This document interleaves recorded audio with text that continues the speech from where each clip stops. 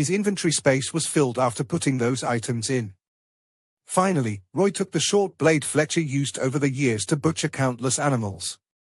It was as long as Roy's forearm, and it was curved at the end. The edge was ivory, but the blade and spine was blackish-brown. It was the dried blood of the animals he'd butchered over the years. No matter how anyone cleaned it, the blood couldn't be washed away.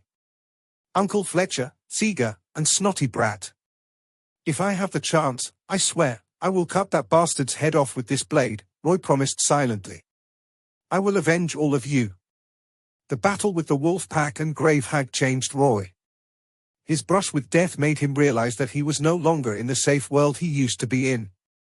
Any attempt at peace by running away from the danger would only cause untold misery. After Fletcher's death, Roy lost his stable EXP income, and he decided to go with the faster, riskier way to gain it. ******. The cemetery was located east of the village. The grave hag should have been consuming the corpses of the 4 dead villagers for some time, and not have recently left the cemetery to hunt, Roy thought. However, Roy wanted to be careful. Instead of hunting east, he decided to hunt west, in the forest not far from the village. He staked out in the daytime to observe his surroundings. He then picked a tree and prepared for his hunt. When Susie and Moore were sound asleep at night, Roy tiptoed out of his home. After the night patrol had gone to the other side of the village, he snuck out and went to the tree he saw during the day. Roy hung raw meat smeared with anesthetics on a branch. He made it bloody and made sure the scent would go for miles, also his prey could get attracted easily.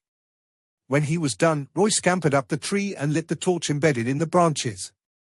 He took Gabriel out, loaded it, closed his eyes, and waited in silence. Roy kept taking deep breaths throughout his watch. He was worried he might attract a horror of the night, but he was also worried it might end up being a wild goose chase. Even so, he had to go on. He couldn't go back after coming so far. As the moon crept above the forest, its silvery light shone upon a young, resolved face. Roy pursed his lips and slowed his breathing. After another hour of nervous wait, he heard the barks of dogs from afar, and he knew his plan had worked. A group of starving, rabid dogs darted out from the bushes and fought for the meat tied on the branch. Their drool spewed everywhere, tainting the ground with their blooded saliva as they clawed at one another for more meat. 2 of the dogs even started tearing into each other for it.